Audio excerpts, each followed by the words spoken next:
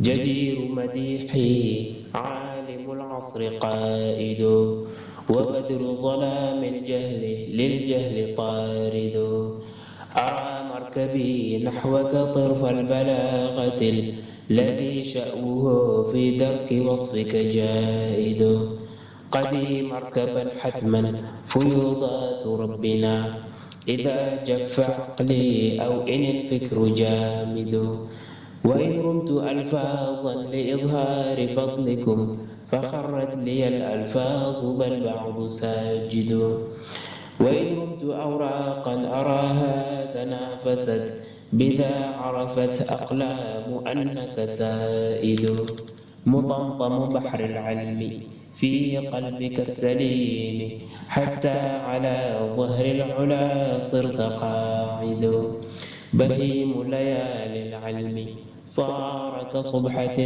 لتبيانكم غرا وحتى الأساود فتاويك قار للمسائل مطفئ صلاء لها للجاهلين مرافد.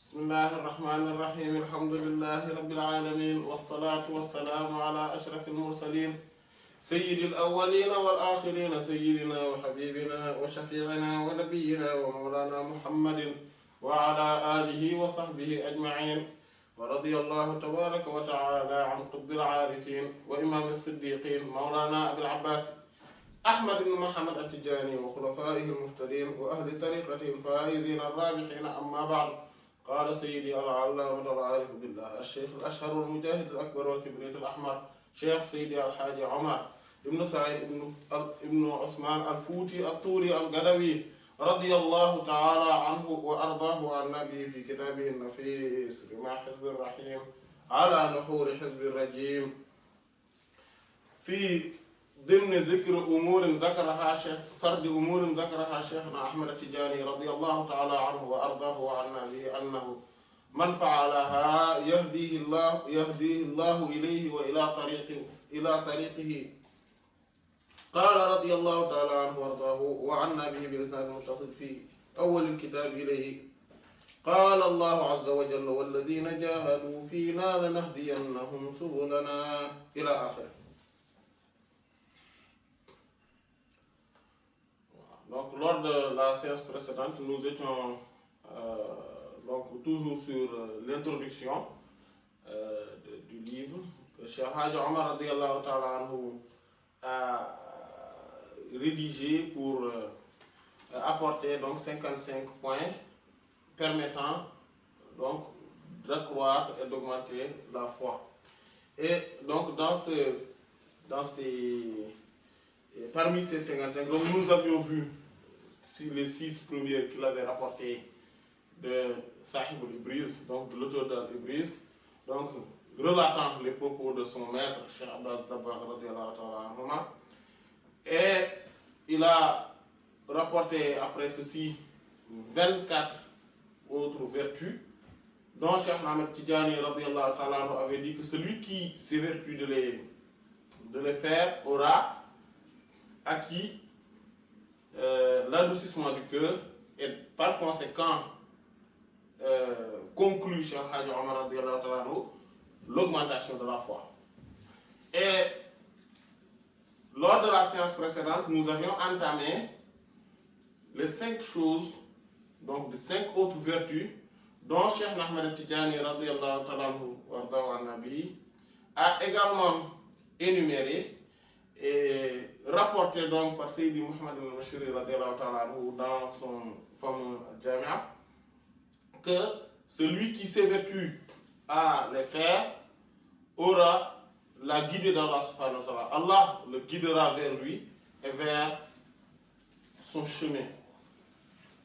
Et nous avions vu lors de la séance précédente les 2 premiers et on était sur le 3e.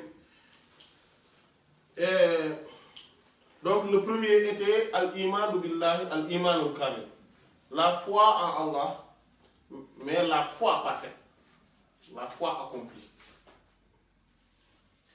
Et la preuve qui montre cela dans le Coran, c'est sa parole divine se trouvant dans la sourate Al-Hajj, donc le pèlerinage, donc la sourate 22, verset 54, où Allah subhanahu wa ta'ala dit wa inna Allah lahadi alladhina amanu ila siratin mustaqim. Et certes, Allah est le guide de ceux qui ont cru vers le chemin droit, vers, voilà, vers le chemin impeccablement droit. Et Allah a également dit, donc dans la sourate At-Taghabun, donc la sourate 64, verset 11, وَمَنْ يُؤْمِنْ بِاللَّهِ يَهْدِ قَلْبَهُ. Et quiconque croit en Allah, ce dernier guidera son cœur. Donc ça montre que celui qui s'évertue à avoir donc la foi la plus parfaite aura donc acquis la guidance, la guidée, la droiture et la rectitude, et donc et ceci donc va encore davantage augmenter sa foi, parce que la foi est un summum illimité. En fait, c'est le lotus de la limite, Sidratul Muntaha. Dans le voyage nocturne, bon, donc on est dans les nuits où on célèbre ce voyage nocturne, alhamdulillah. Voilà, Allah subhanahu wa ta'ala a montré au prophète sallallahu alayhi wa sallam ce lotus de la limite, donc qui est symbolisé comme étant un arbre. Et cet arbre, selon les saints, surtout les saints mohammediens qui évoluent donc dans leur évolution spirituelle et dans leur ascension spirituelle, arrivent à faire cette ascension. Et ils arrivent à arriver jusque-là. En fait, mais cette ascension ne se fait pas de manière physique. Il faudrait savoir cela. Il faudrait comprendre que quand les saints disent qu'ils ont fait une ascension spirituelle, ils ont fait al-Mi'raj, cette ascension céleste, ce voyage que le prophète sallallahu alayhi wa sallam a fait à travers les cieux, jusqu'au trône, etc., et ainsi de suite, cela ne veut pas dire que cette ascension qu'ils font eux est physique. Non. Même concernant le prophète sallallahu alayhi wa sallam, il y a une divergence, certes inconsidérée, mais quand même une divergence sur le fait qu'il ait réalisé ce voyage avec corps et âme. En fait, certains soutiennent qu'il l'a fait avec juste son esprit.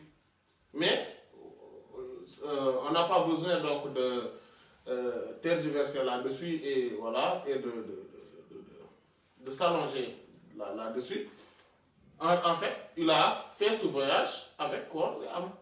Et il y a des preuves, des arguments tangibles montrant qu'il l'a fait. Si on occulte le fait que le terme du serviteur dans le Coran, du Abdihi, montre donc que c'est son tout, mais également il y a le fait que, par exemple, il a en route vers la Bayt al-Maqdis, il a rencontré des gens, ou bien en tout cas il les a vus, qui est donc une caravane, et il a même pris de leur calebasse ou de leur cruche, il a bu et il l'a retourné. Donc ce qui montre ça, c'est quelque chose de très matériel. Ce n'est pas des choses strictement spirituelles. Voilà, etc. Donc il y a des preuves tangibles montrant que c'est avec corps et âme qu'il avait fait donc cette ascension, ou plutôt ce voyage nocturne et cette ascension céleste. Mais cependant, le saint, quand il fait ce voyage, en fait, en faisant l'évolution spirituelle, on est également dans ce voyage. Sauf que le prophète sallallahu alayhi wa sallam a réussi une chose qui est phénoménale.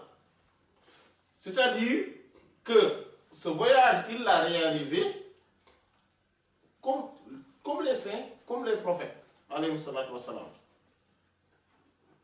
Sauf que lui, en faisant ce voyage, C'est pour ça que Sayyidat Aïcha radiallahu ta'ala a dit qu'il n'a même pas quitté le lieu.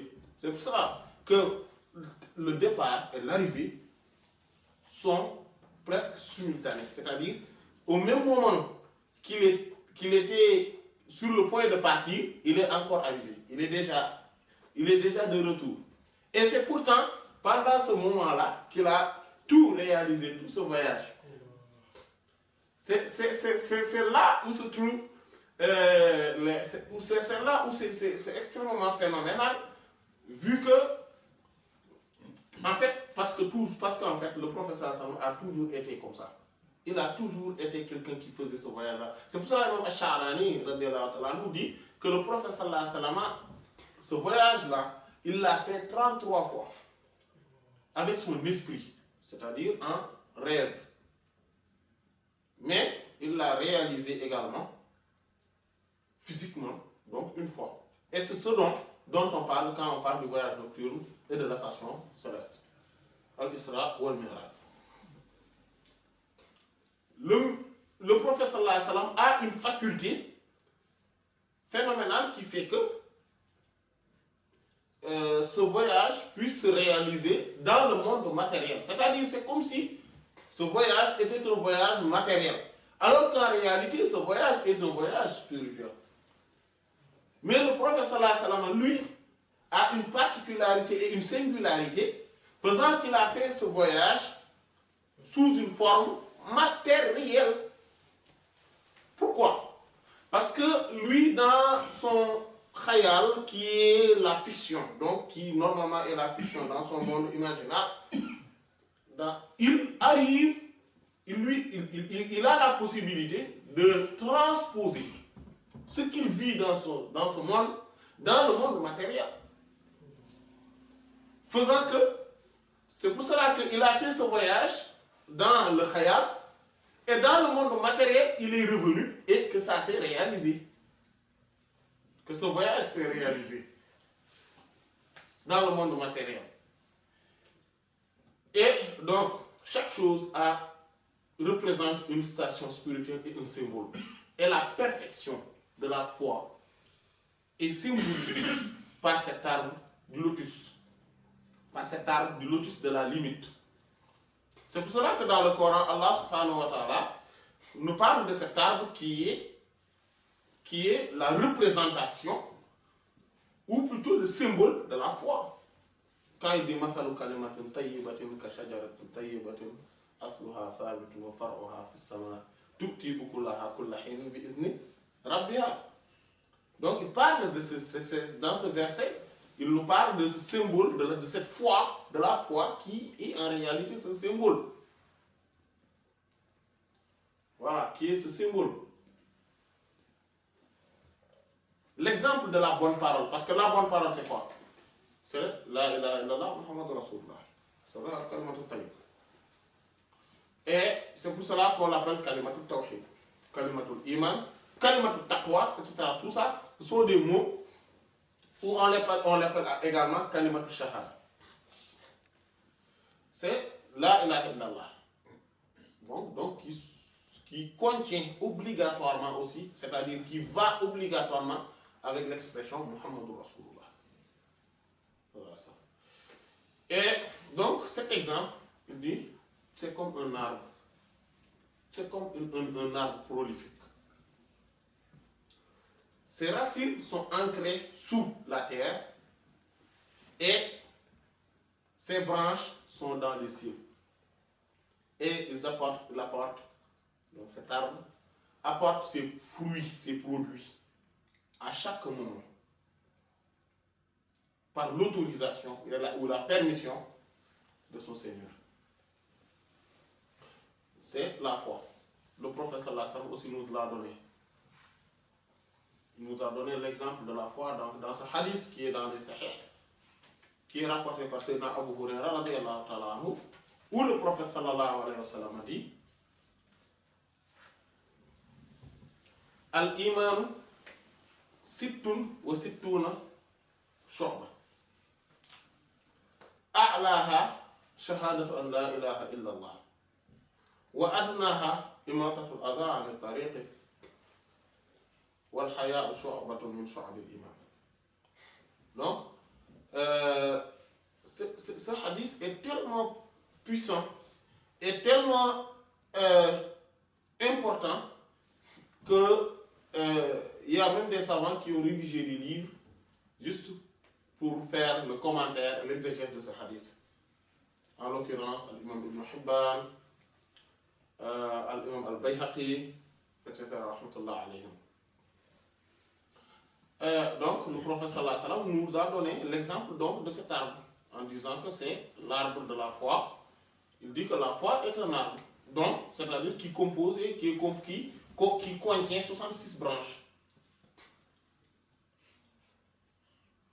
Voilà, le plus haut des branches, le sommet, la sommité, c'est la ilaha illallah. C'est ça, c'est le témoignage de la ilaha illallah. C'est pour cela que tous les grands secrets tournent autour de cette expression.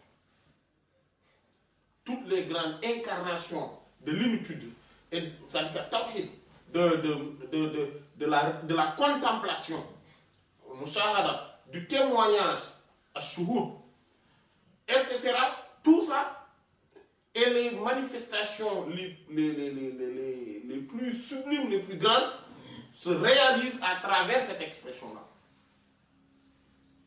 Et il dit, et le plus bas de la branche, parce que les branches ne sont pas comme certains pourraient le comprendre, une branche ici et une branche là. Non, c'est pas comme ça.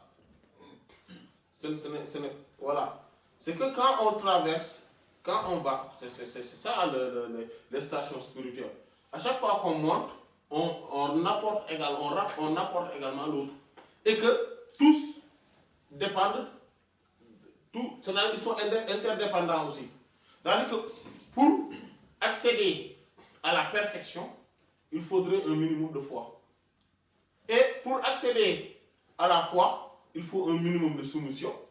Mais pour accéder à la soumission, c'est-à-dire que, par exemple, quand on regarde rien que l'islam, l'iman et l'ihsan, rien que ces trois-là, on ne peut pas être. L'islam, c'est le niveau le plus bas. Mais on ne peut pas incarner l'islam sans un minimum d'iman, de foi, ni un minimum d'ihsan, de perfection dans ses actes. Etc. Donc, ils sont interdépendants. C'est pour ça que, donc, mais le sommet, la sommité, c'est la ilaha illallah. Et le minimum, c'est le fait de dégager donc de l'espace public tout ce qui est nuisible. Voilà. C'est-à-dire être un bon citoyen, quoi. Et voilà, et il dit que la pudeur est une branche, c'est-à-dire extrêmement importante parmi les branches de la foi. Mais c'est cet arbre-là, donc, qui est symbolisé par le lotus de la limite. Le prophète sallallahu alayhi wa sallam a la spécificité et l'exclusivité de le voir comme étant quelque chose de matériel. Comme quelque chose de matériel. Et dans chaque étape, donc dans cette ascension, à chaque étape, on réalise des choses. C'est-à-dire qu'on réalise des niveaux, des choses, des compréhensions, etc. On réalise spirituellement des stations, etc. Donc des états, des contemplations, etc. On acquiert des lumières, etc. Voilà. Et des secrets pas dans le sens des mots qu'on connaît, ou des expressions qu'on connaît, mais des secrets dans le sens des effets des secrets. Voilà. Donc plus on avance, plus on a cela. Et plus on a la perfection de la foi, donc c'est Cheikh qui donc parle de cette foi-là, de cette foi parfaite. Donc plus on a la perfection de la foi, plus quoi? On évolue. Plus cette foi, c'est-à-dire c'est comme un boucle. Voilà. C'est comme un boucle. Donc l'entrée influe sur ou a un effet direct sur la sortie. C'est-à-dire que la foi et la sortie est encore rebranchée sur l'entrée. Donc, c'est quand on a la foi et on est dans les actions, dans le bon comportement, etc. Dans la pratique. Et la foi va augmenter. Et quand cette foi va augmenter, cette foi va devenir le point d'entrée. Donc, c'est ça. C'est pour cela que c'est là où on comprend pourquoi la foi, on parle de l'augmentation de la foi. Et là, Cheikh Tidiane Dara nous parle également de la foi. Voilà. Donc, mais la foi parfaite, le minimum possible. Sinon, on ne demande pas la foi du prophète. Parce que la foi du prophète est la plus parfaite possible. Mais on ne nous demande pas ça. Parce que c'est sûr que c'est évident. Voilà, c'est évident qu'on ne peut pas l'avoir. Tout l'univers réuni. C'est pour cela que, et dans ce sens-là, c'est pour ça que le prophète lui-même, sallallahu alayhi wa sallam, est le lotus de la limite. Sidratul Muntaha. C'est pour cela qu'il est la limite de tout. En fait, la sommité de la connaissance, la sommité de la foi, la sommité de la proximité, la sommité de la science, la sommité de la contemplation, etc. Il est tout en même temps. Sallallahu alayhi wa sallam. Et le deuxième point, dont Cheikh Tidiane radiyallahu ta'ala anhu nous a parlé, c'est le fait, c'est al-inabatu ilallah, le fait de se soumettre, de retourner vers Allah, tout puissant et majestueux soit-il. Comment le faire? C'est dit en se dirigeant en permanence vers lui et de se détourner de tout ce qui est hormis lui. Subhanahu wa ta'ala. Et nous avions dit donc lors de la séance précédente que Cheikh Tidiane radiyallahu anhu a procédé d'une manière extraordinaire.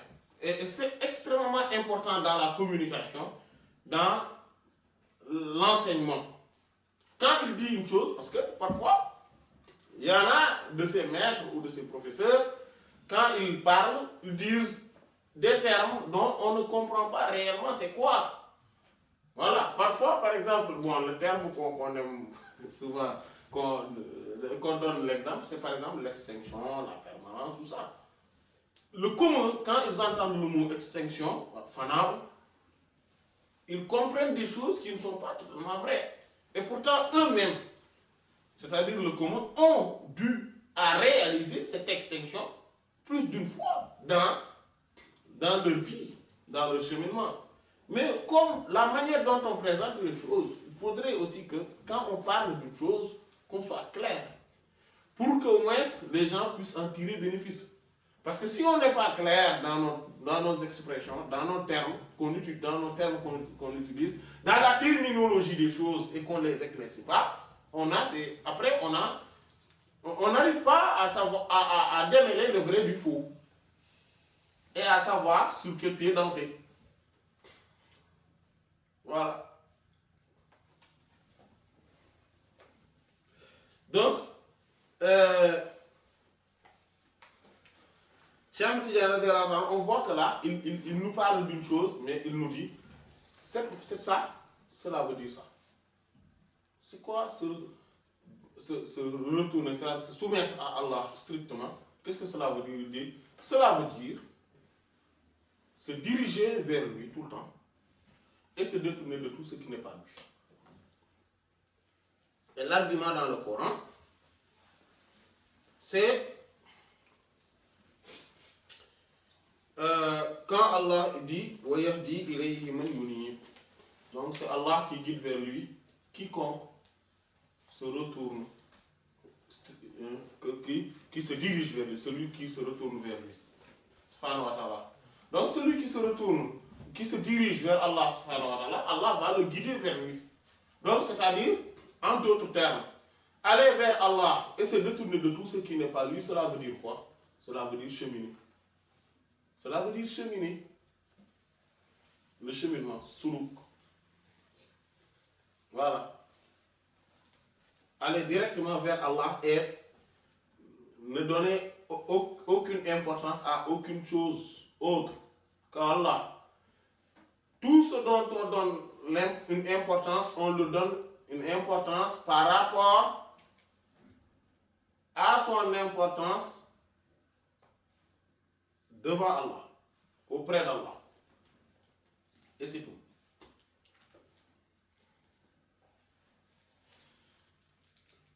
Et le troisième, il dit que c'est mujahadatun nafsi ala ta'atillah azza wa jalla.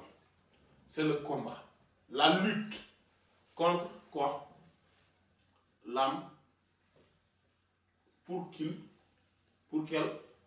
suive, pour qu'elle obéisse à Allah, tout-puissant et majestueux, soit-il. Et là aussi, il explique comment on le fait ça. Qu'est-ce que cela veut dire, ces termes-là? Cheikh Tidjani, radiallahu ta'ala anhu, donc, nous dit que ceci se fait par le fait de s'éloigner de ces interdits, donc des interdits d'Allah, et le fait d'exercer l'âme, donc de lui infliger des exercices, lui permettant de quitter ses propres attributs pour épouser les attributs et les vertus louables, les attributs louables et élogieuses.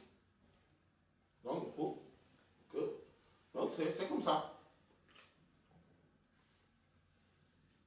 Mais aussi, il n'y a pas que ça. Donc il y a le fait de s'éloigner des interdits d'Allah, le fait d'infliger à l'âme des exercices lui permettant de quoi? De suivre,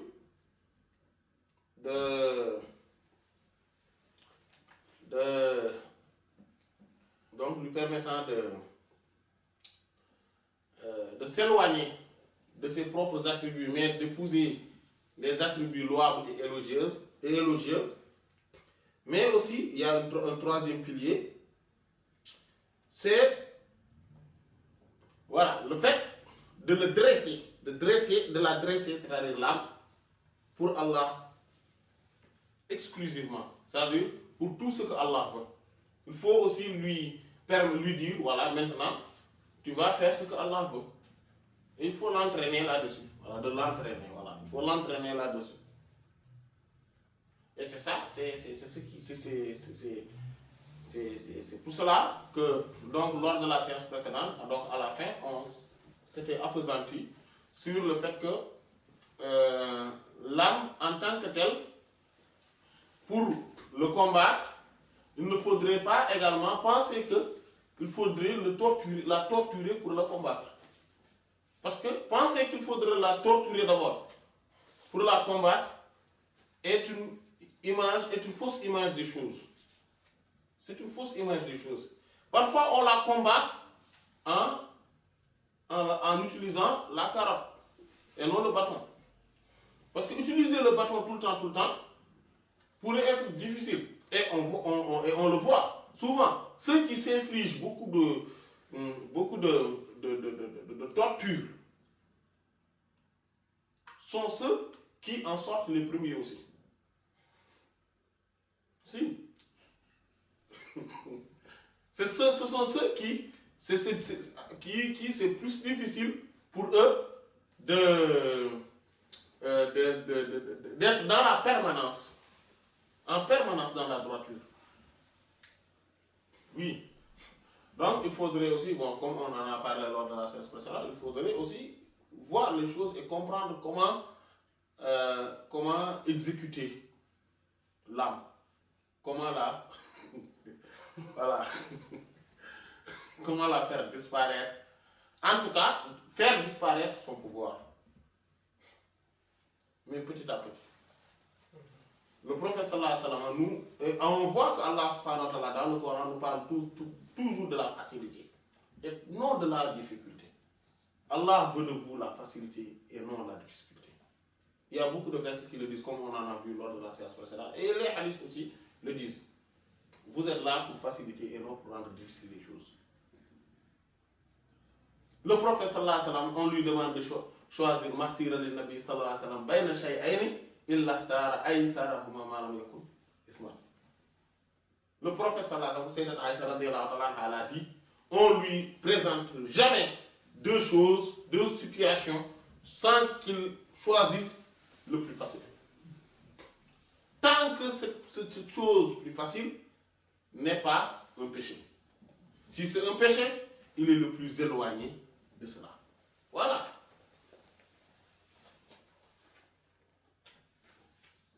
Il faut. Et la facilité, quand on est dans la facilité et qu'on voit que les autres sont dans la difficulté, on est dans la reconnaissance.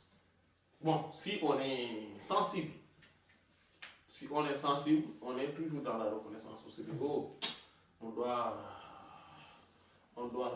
vraiment louer Allah davantage, le remercier pour tout ce qu'il a fait pour nous, etc., etc., etc. Et la reconnaissance en tant que telle, c'est la structure même de l'adoration, du culte, de la servitude. Tout est dans la reconnaissance. Toutes les adorations sont dans la reconnaissance, dans les louanges. Oui. Tout. C'est pour cela que Allah subhanahu wa ta'ala dit que même, d'ailleurs, ceux qui sont véritablement reconnaissants sont peu. Sont peu, vraiment extrêmement peu. Et vous voyez, dans la sourate même Al-Isra, la première éloge dont on parlait tout à l'heure, c'est-à-dire l'évolution spirituelle. C'est-à-dire que c'est le voyage nocturne plutôt. Le premier serviteur qu'Allah subhanahu wa ta'ala a loué, nommément, dedans, c'est Sayyidina Nuh alayhi salam, mais qui était en même temps le premier des prophètes envoyés. Alayhi salam. Et Allah subhanahu wa ta'ala, il a dit innahu kana abdan shakura. Vous voyez? Certes, lui était un serviteur véritablement reconnaissant. Pour montrer la reconnaissance, la valeur de la reconnaissance, c'est cette éloge-là qu'il a fait à ses serviteurs. Et dans la sourate où il parle de exactement quoi? Ce voyage-là. C'est-à-dire qui symbolise le voyage spirituel. Ce n'est pas pour rien qu'Allah subhanahu wa ta'ala, la Fatiha, il parle d'abord des louanges au début, au tout début. Il parle des louanges. Ce n'est pas pour rien que le prophète sallallahu alayhi wa sallam, ses noms les plus élogieux sont ceux qui indiquent ces louanges-là. C'est-à-dire ceux qui ont pour étymologie quoi? Le mot hamd, louange. C'est-à-dire Muhammad, Ahmad, Mahmoud, Hamid, Hamid. Et en plus, il en a de tout, sur toutes les formes. Sur toutes les formes, le prophète sallallahu alayhi wa sallam a un nom symbolisant ses louanges. Donc les louanges, ce qui englobe tout. C'est la structure même de l'adoration, de la servitude, des cultes. Même, vous voyez quand il a dit que peu sont parmi les serviteurs qui sont véritablement reconnaissants, il a dit, après avoir dit quoi? Et Amalou ala Daoud Shukran. Œuvrez vous famille de donc Sayyidina Daoud alayhi salam, en guise de reconnaissance. C'est-à-dire que, et le prophète sallallahu alayhi wa sallam a dit que le meilleur des prières, c'est la prière de Sayyidina Daoud. Le meilleur des jeûnes, c'est les jeûnes de Sayyidina Daoud alayhi salam. Et il dit que Sayyidina Daoud, c'est dans le hadith de Imam Tirmidhi, Sayyidina Daoud avait l'habitude de dire dans ses invocations, Allahumma inna nas'aluka, Allahumma inni as'aluka hubbaka wa hubba man yuhibbuka wa hubba al-amal alladhi yuballighuni ila hubbika.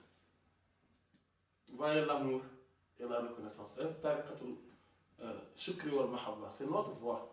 la tariqa Tidjaniya a pour idéologie principale, c'est-à-dire a pour évolution spirituelle, a pour chemin, a pour rail, voilà, a pour rail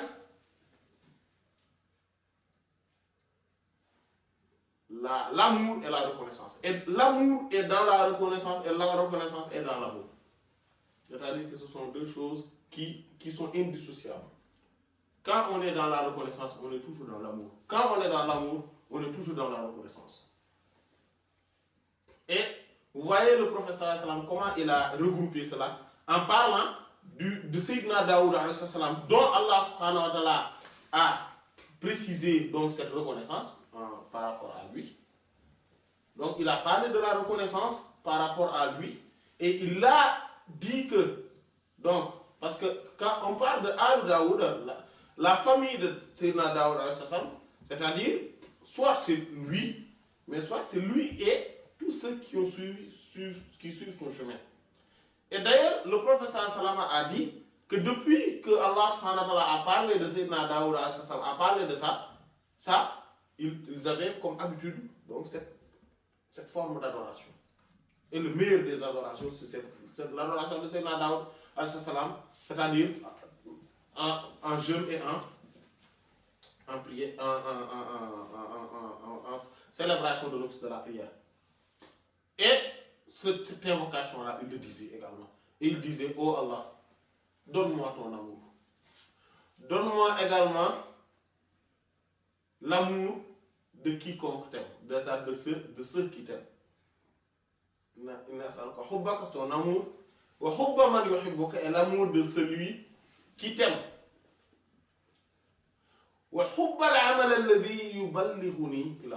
Et donne-moi aussi l'amour des œuvres qui permettent d'accéder à ton amour. C'est pour cela que cette parole-là est meilleure de l'utiliser que de faire usage de yuqarribuni, c'est-à-dire qui m'approchera. Non, il faut utiliser qui m'accédera. Et c'est cette version-là qui est dans le Sunan de l'imam Tirmidhi et dont le prophète sallallahu alayhi wa sallam, donc c'est la version la plus authentique, non seulement provenant donc c'est-à-dire que sortant ou provenant de la niche prophétique. C'est cette expression-là. Donc de l'amour, de ce qui me permet d'accéder à ton amour. Voilà. Et donc le Sayyidina Daoud alayhi salatu wassalam, donc on voit que il est donc dans la reconnaissance et c'est les meilleures formes d'adoration qu'il faisait. Voilà. Et à travers cela, Allah subhanahu wa ta'ala l'a élu en tant que, subhanallah, c'est pour cela les amoureux, c'est-à-dire les reconnaissants, sont tels que Allah subhanahu wa ta'ala lui a donné toute la royauté. Et c'est l'image de l'amoureux en fait. C'est l'image de l'amoureux. Il lui a assujetti tout l'univers. C'est pour cela qu'il y a les montagnes, ouais, les montagnes donc, qui faisaient les célébrations de la glorification d'Allah subhanahu wa ta'ala, de même que les oiseaux.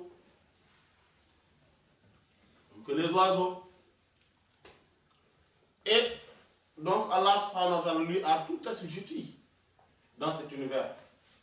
C'est l'image des amoureux. Et Allah subhanahu wa ta'ala l'a aussi élu en faisant de lui son véritable vicaire, son khalife. Et c'est ça la khilafa, la plus grande des khilafas, en fait, qui est au-dessus de la khilafa dont on parle souvent. C'est cette khilafa des amoureux, donc des reconnaissants.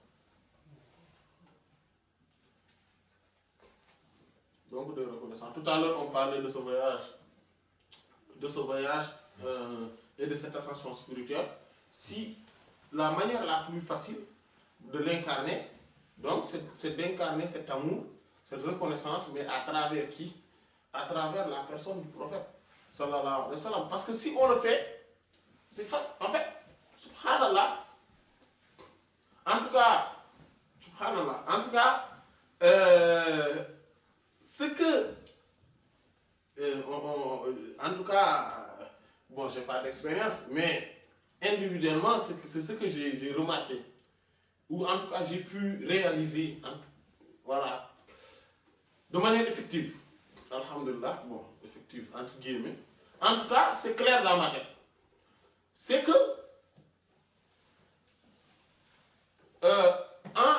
en ne s'occupant que d'Allah, c'est-à-dire de ce qui est mentionné dans le Coran, et l'enseignement du prophète sallallahu alayhi wa sallam à travers sa sunna, on n'a pas besoin d'autre chose. On est en même temps au sein même du prophète sallallahu alayhi wa sallam, et qui lui fait le voyage pour nous. Voilà. Et qui lui fait le voyage pour nous. On n'a pas besoin de découvrir telle chose, explorer telle chose, aller vers tel pour qu'il nous donne telle ou telle chose. Non. On n'a pas besoin de tout ça. Au moment du départ, quand véritablement on est consumé en la personne du professeur, on s'est été totalement à lui, c'est fini. On est au summum. Point. Au summum. On est au summum.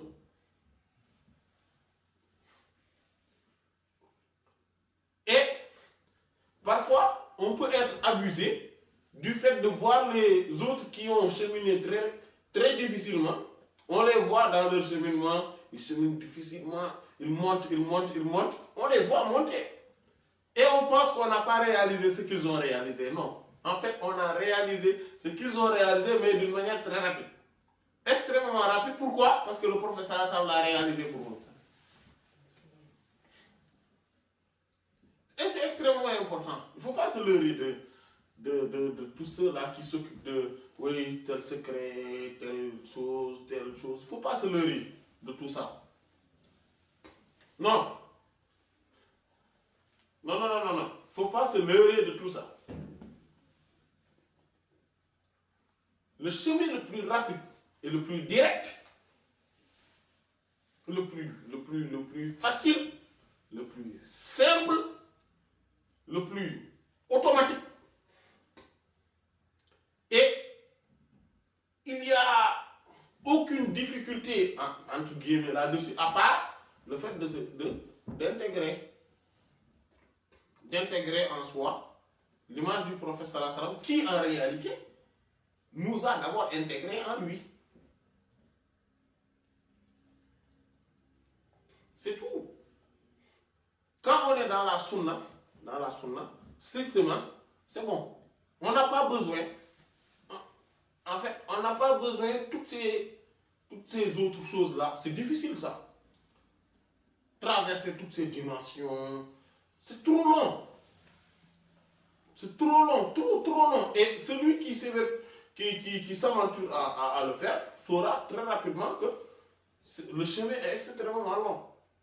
Mais extrêmement long. Et même si à un moment donné, il pense qu'il a cheminé, qu'il a beaucoup cheminé, un jour viendra qu'il va se rendre compte qu'il lui reste vraiment encore beaucoup de choses devant lui. Beaucoup. Le chemin est extrêmement long. Donc, ce chemin-là, il ne faut pas suivre ce genre de chemin. Il faut suivre, c'est pas que Cheikh Tidiane quand nous a rapporté ça de la part du professeur Hassan de la Tariqa. Et de cette manière-là, il nous a tout facilité. Voilà. Il y a ces zikrs-là, respecter les conditions, et c'est bon. Soyez dedans, respectez-le, accrochez à cela, et c'est bon. C'est bon, il n'y a pas d'autres choses. Les choses sont faciles. Ils ne sont pas difficiles. Allah subhanahu wa ta'ala a voulu de vous la facilité.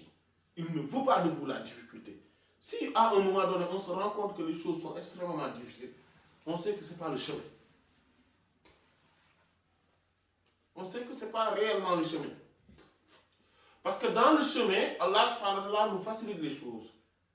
Et le chemin, c'est quoi? C'est la sunna. Tout ce qui n'est pas clair, comme le jour, sachez que ça ne fait pas partie du chemin. Ce sont les gens qui doivent intégrer dedans. Les gens l'ont intégré, mais ça ne fait pas partie du chemin. C'est des comment on appelle des pics ou des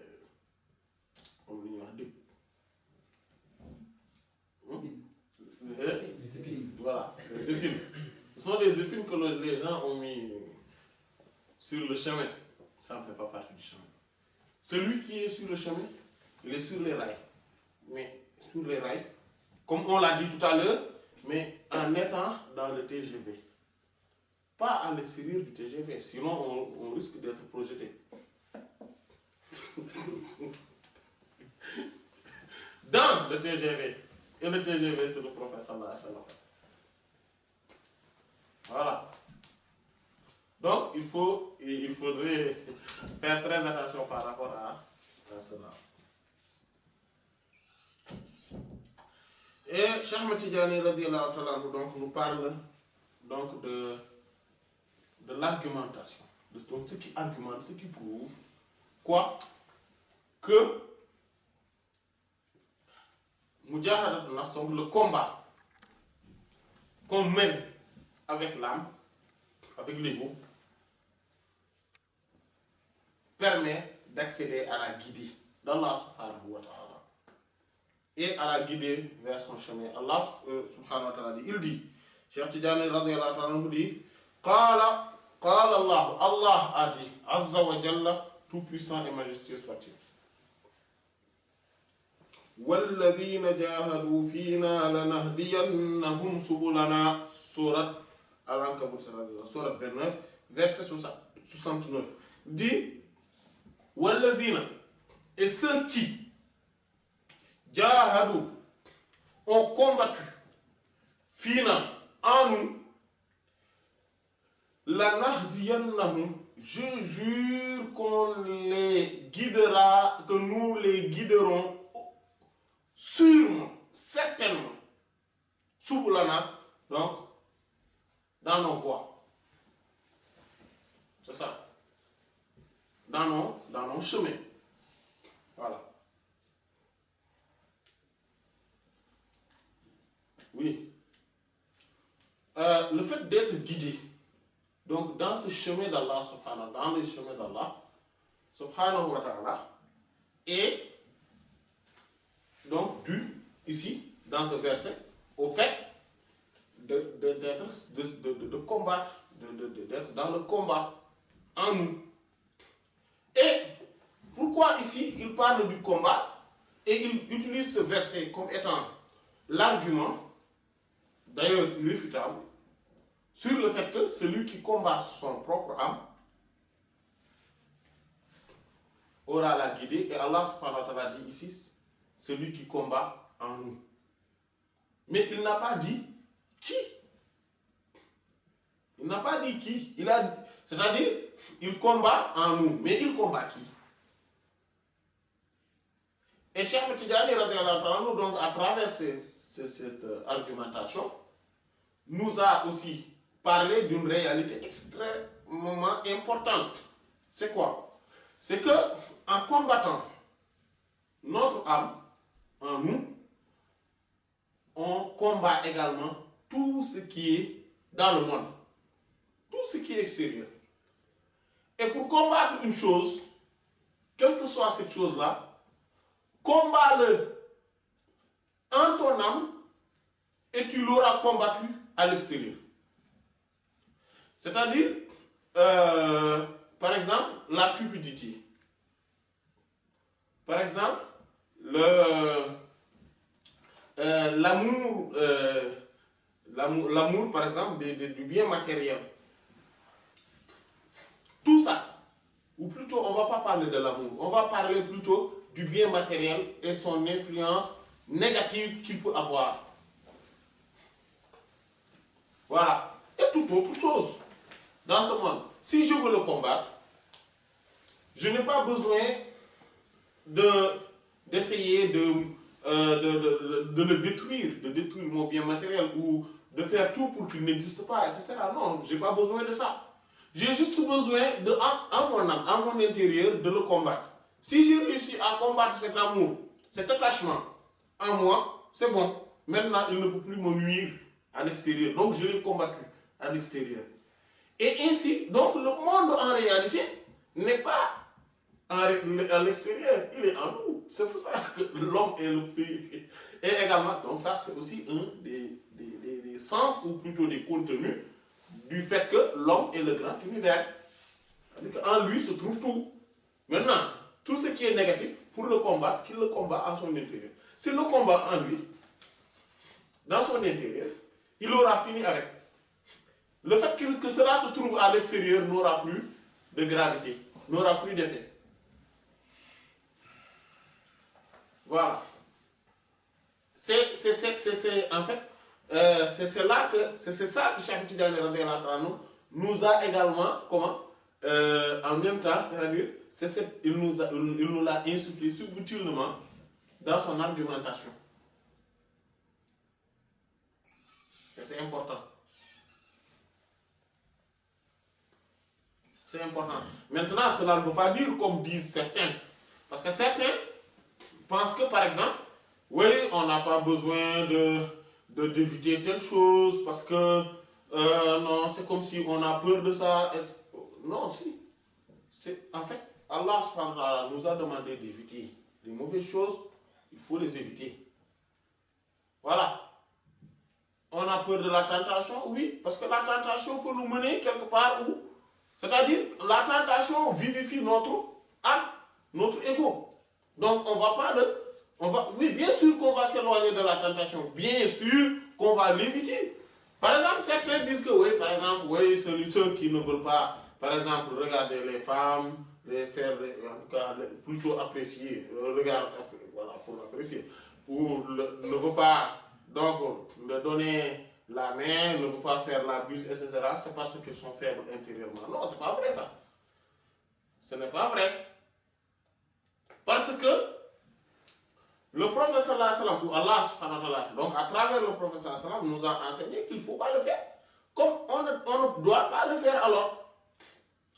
Et d'ailleurs, c'est parce qu'on est solide intérieurement qu'on arrive à l'éviter. Ce n'est pas parce qu'on est solide qu'on va le faire, non. C'est parce qu'on est solide intérieurement qu'on arrive à l'éviter. Et certains, par exemple, vont dire que oui, il ne faut pas avoir peur de Satan, il ne faut pas, en tout cas, voilà, essayer de demander de s'éloigner, qu'Allah nous préserve de Satan parce qu'il n'est pas puissant, on est plus puissant que lui. Ça, on dit que ce n'est pas vrai. C'est Allah qui nous a demandé ça.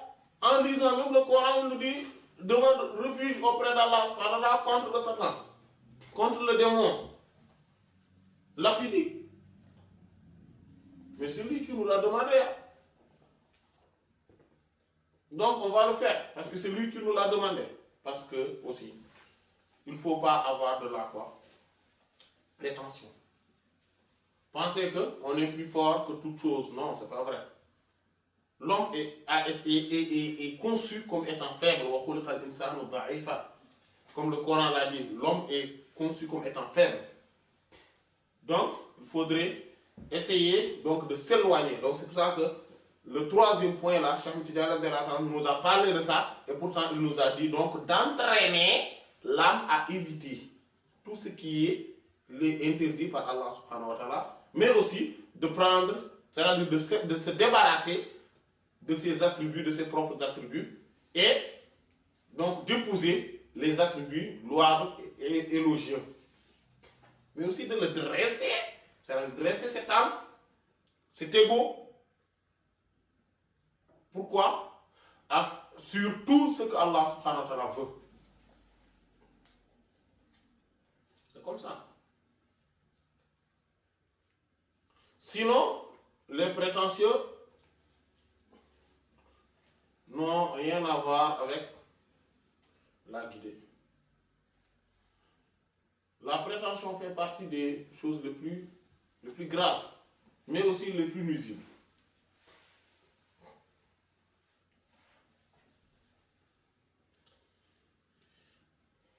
Et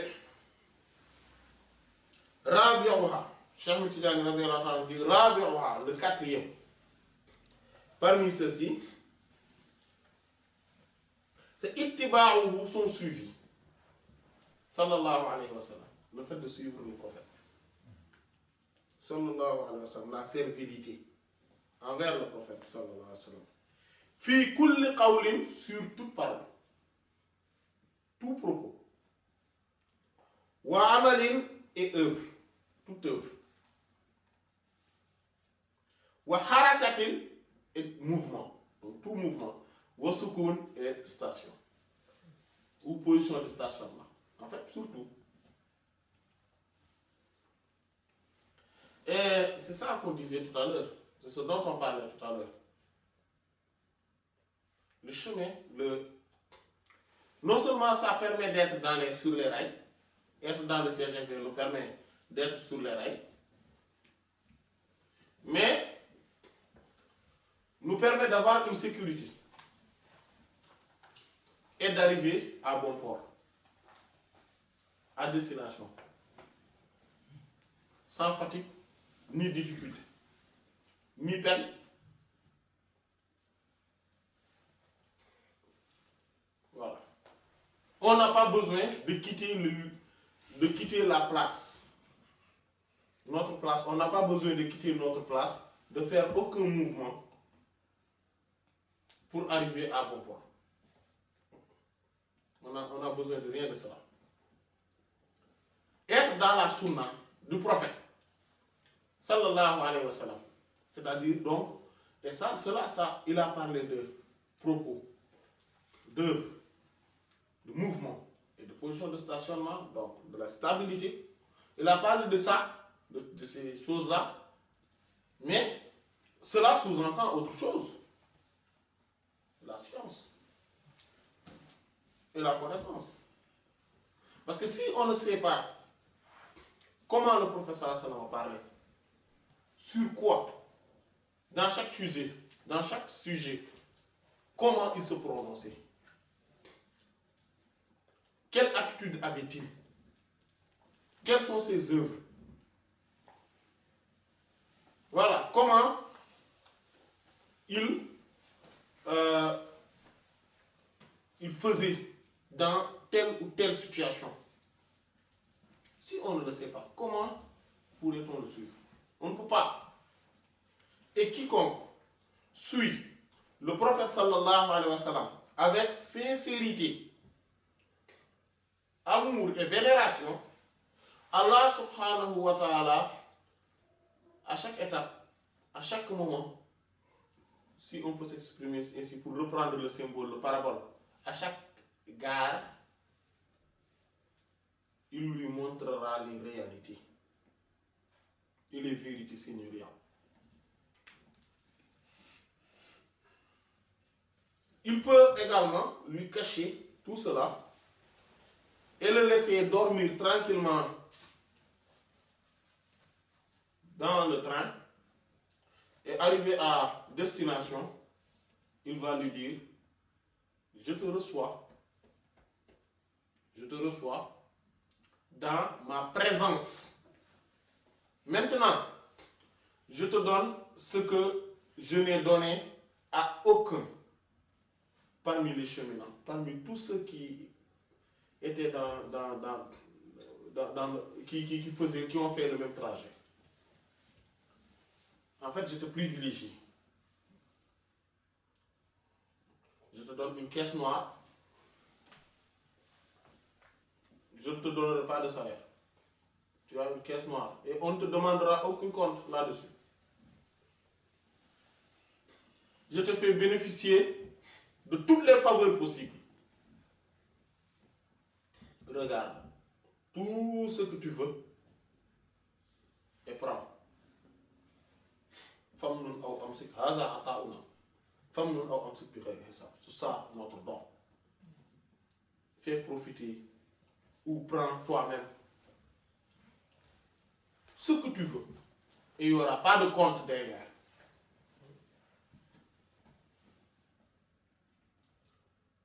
Si Allah subhanahu wa ta'ala, Allah choisit. S'il veut, il l'amène d'abord, mais à chaque étape, il lui montre. S'il veut, il le laisse s'endormir là-bas. En fait, et il va arriver, il ne va pas s'ennuyer dans le train. Et arrivé à destination, il se trouve qu'il était au même point de départ, c'est-à-dire sur son siège. C'est ainsi que les choses sont faites. Donc, il faut s'atteler. C'est ça le but, wallahi, l'objectif, le but. Et sur ce quoi il faut vraiment se décarcasser, c'est ça. C'est essayer de savoir comment était le prophète, sallallahu alayhi wa sallam. Comment il vivait, comment il faisait, comment il parlait, comment il faisait, dans telle situation, comment il agissait. Et ne donner aucune importance aux détracteurs. Et être dans ce chemin-là. Être sur ces rails-là. C'est-à-dire dans le TGV. Dans le cheminement de l'amour et de la reconnaissance. Et voici le cheminement que Cheikh Ahmed Tidjani nous a proposé. Il nous a proposé de vivre exactement comme vivaient les compagnons du prophète sallallahu alayhi wa sallam. Il ne faudrait pas qu'on se détourne de ce chemin, de cette voie, de cette optique. Parce que si on le fait, on se leurre. On se leurre. Et Cheikh Ahmed Tidjani, donc, radiyallahu ta'ala anhu, pour justifier cela, il dit, Qala Allah, Allah a dit, Ta'ala exalté soit-il. Wattabi'uhu la'allakum tahtadoun. Dans la sourate Al-A'raf, sourate 7, verset 158. Wattabi'uhu, et suivez-le, sallallahu alayhi wa sallam. La'allakum, c'est-à-dire, comme Sayyidina Ibn Abbas, radiyallahu anhu, disait que la'alla, auprès d'Allah, c'est-à-dire quand Allah il dit la'alla, qui signifie généralement il se pourrait que, quand Allah le dit, cela veut dire que c'est vrai, que ça se réalise. Et cette parole, il ne l'a pas. Donc la'alla et asa. Il dit la'alla et asa. Asa aussi c'est ça. Il se pourrait que. Généralement. Mais quand Allah le dit dans le Coran, cela signifie quoi? Que c'est vrai. Cela se réalisera. Et Sayyidina Ibn Abbas, quand il dit cela, il a un argument également solide auprès même de la parole du prophète. Sallallahu alayhi wa sallam. Comme quand le doigt qu'on dit après l'adhan, le prophète sallallahu alayhi wa sallam a dit, celui qui entend l'adhan, qu'il répète exactement ce que le muazzin dit, c'est-à-dire celui qui fait l'adhan dit, le muezzin. Et s'il finit, qu'il prie sur moi et qu'il demande pour moi al-wasila. Donc il prie sur moi. C'est pour ça que beaucoup font une erreur sur cela. C'est-à-dire que quand ils finissent juste le adhan, ils commencent Allahumma rabba hadhihi da'wati tammati. Non, c'est pas ça. Il faudrait d'abord faire la prière sur le prophète sallallahu alayhi wa sallam et après dire Allahumma rabba hadhihi da'wati tammati. Même d'ailleurs sur les logiciels, on entend ça sur beaucoup de radios, certaines radios, etc. Alors que c'est une erreur monumentale. Et le hadith, le pire, c'est que ce hadith est dans le Sahih de l'imam Muslim. Et en fait, pour dire que cela devrait être quelque chose d'automatique, de connu, d'évident. Voilà. Donc, il dit Allahumma rabba hadhihi da'wati tamma wa salatu qa'ima ati sayyidina Muhammad sallallahu alayhi wa sallam al-wasilata wal fadila wab'athu al-maqam al-mahmud alladhi wa'adta. Et c'est ça qui nous intéresse. Et suscite-le, donne-le, voilà, suscite-le, dépêche-le donc, pour la réalisation de cette station louangée, très louangée, dont tu l'as promis. Parce que cette station-là, Allah subhanahu wa ta'ala l'a promis au prophète sallallahu alayhi wa sallam. Mais quand il le lui a promis, il n'a pas utilisé le mot, une expression. Il a utilisé une expression à ça. Il se pourrait. Donc en fait, et pourtant le prophète sallallahu alayhi wa sallam, quand il dit faites ce doigt-là, il a dit et donne le suscite à la réalisation de cette station louangée que tu l'as promis. Donc c'est-à-dire que c'est une promesse qui est claire. Et parce que Allah subhanahu wa ta'ala il a utilisé quoi?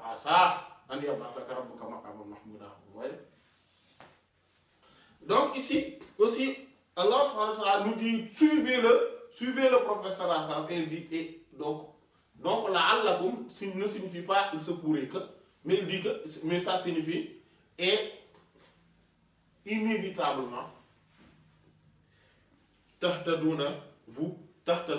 vous serez bien guidé. Inévitablement, si vous le suivez. Et c'est évident. Et le cinquième, donc pour finir, c'est al-i'tisamu, le fait de s'attacher billahi à Allah, Azza wa Jalla, tout puissant et majestueux soit-il. Ça aussi, le fait de s'attacher à Allah. Ça aussi nous permet de quoi? D'accéder à la guider. Allah subhanahu wa ta'ala va nous guider vers lui et vers son chemin. Allah subhanahu wa ta'ala dit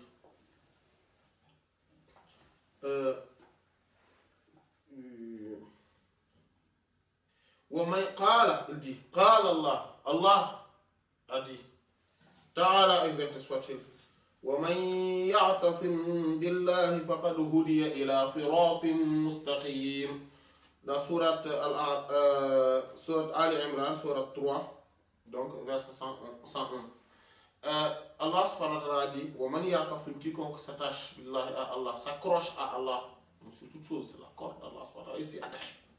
Il s'attache à Allah. C'est-à-dire que s'attacher à Allah signifie que en dépit de toute chose, même si tout le monde te méprisait, si tout le monde te délaissait, si tout le monde t'abandonnait, si tout le monde te... Il y a l'expression là. Voilà, donc t'abandonnait, te délaissait, t'avais fait un embargo. Hein? Oui, et t'ignorer également, il faut quoi? S'attacher à Allah. Voilà. Se cramponner sur le chemin d'Allah. Ne jamais délaisser. Contre vents et marées. Et c'est ça le véritable amour, comme nous l'avions dit. On avait donné l'exemple de l'amoureux. Le véritable amoureux est comme ça. Quand il est amoureux, ce que les autres disent n'est pas important. Ce que les autres disent, ça de bon, ça n'a aucune importance.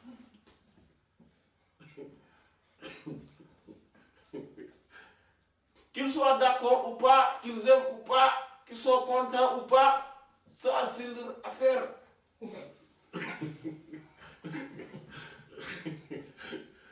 Moi, ce qui m'importe, c'est que je suis amoureux et je vais tout faire pour être sur la même longueur d'onde avec mon bien-aimé. Moi, c'est ce qui m'importe. En fait, c'est la manière de raisonner de l'amoureux. Et il est prêt à tout le sacrifice. Il est prêt à tout. Parce que lui, il est amoureux. Après, vous êtes content, vous n'êtes pas content. Bon, après, on va régler ça autrement. Mais en tout cas, voilà. C'est ça. Et c'est important, ça. Et ça nous permet, bien sûr, bien évidemment, d'être dans la guidée, dans la droiture. Si on a On n'a qu'Allah subhanahu wa ta'ala devant nous. On n'a qu'Allah pour objectif. On s'accroche à lui, on s'attache à lui, qu'à lui seul. Mais cela devient évident qu'on sera bien guidé.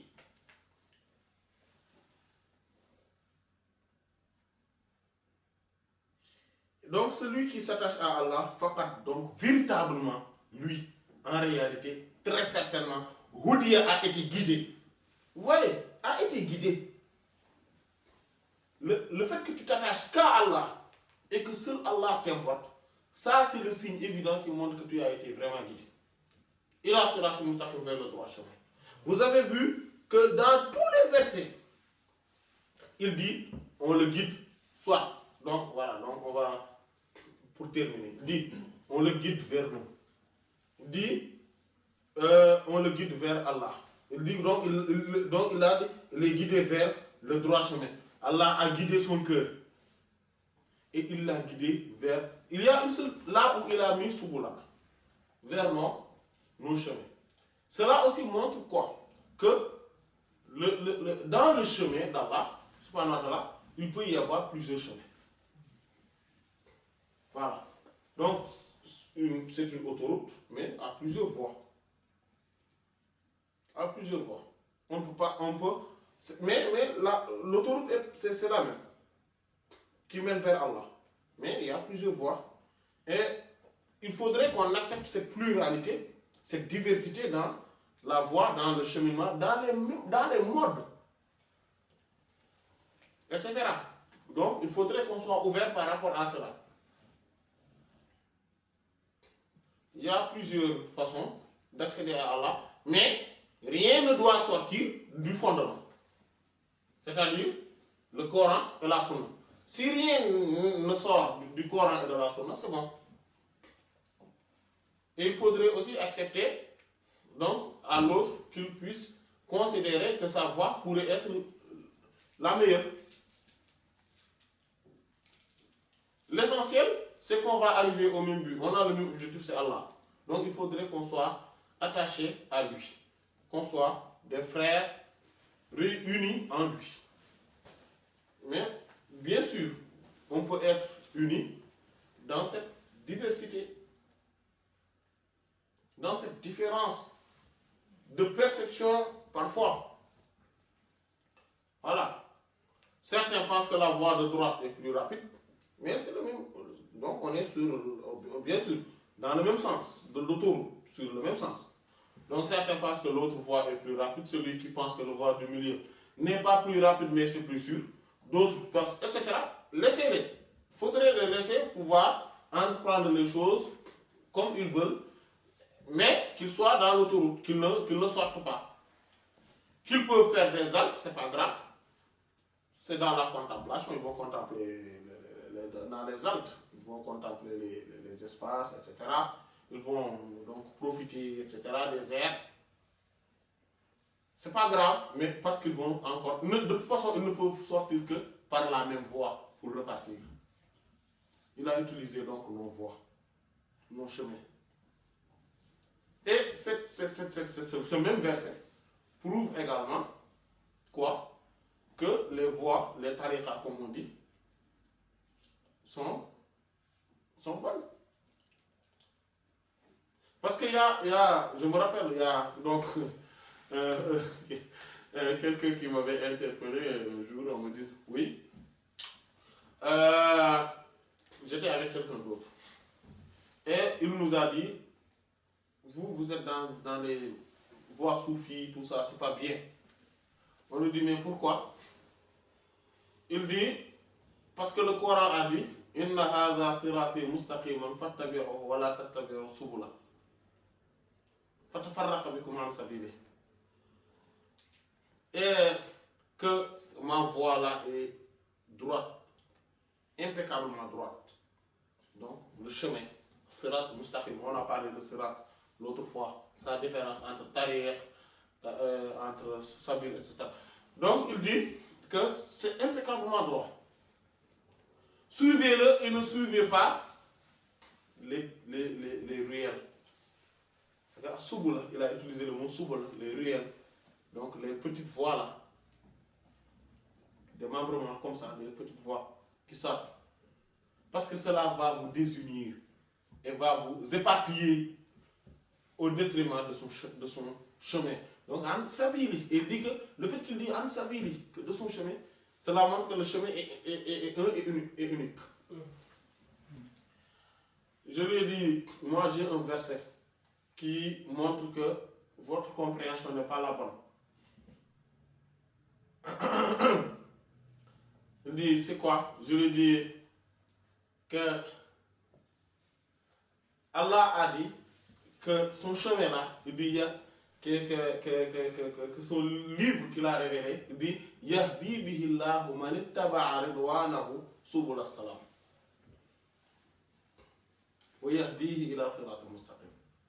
Allah il guide à travers donc cette révélation, donc son livre, quiconque suit sa satisfaction et son agrément, mais les chemins, il a utilisé subula, les chemins du salut. Et il va le guider vers le droit chemin, impeccablement. Voilà, la voie, sirat et mustaqim. Et l'autre avec qui j'étais lui dit, moi aussi j'ai un autre verset. C'est quoi? C'est ce verset-là. Ceux qui combattent en nous, nous le guiderons vers nos chemins. Et donc après j'ai continué, je lui ai dit voilà. Donc on voit que dans le chemin, on peut avoir des chemins. Mais dans le chemin, voilà. Donc il faut avoir cette ouverture d'esprit, cette ouverture de compréhension des choses et que chacun pourrait comprendre d'une manière différente que d'autres, mais que cela ne sort pas du cadre de ce que le Coran a dit, le professeur a dit, mais aussi de ce que les savants ont dit. Parce qu'on ne peut pas venir et dire que j'ai une autre compréhension qui est différente de toutes les autres et voilà, prétendre légiférer à nouveau les choses, non.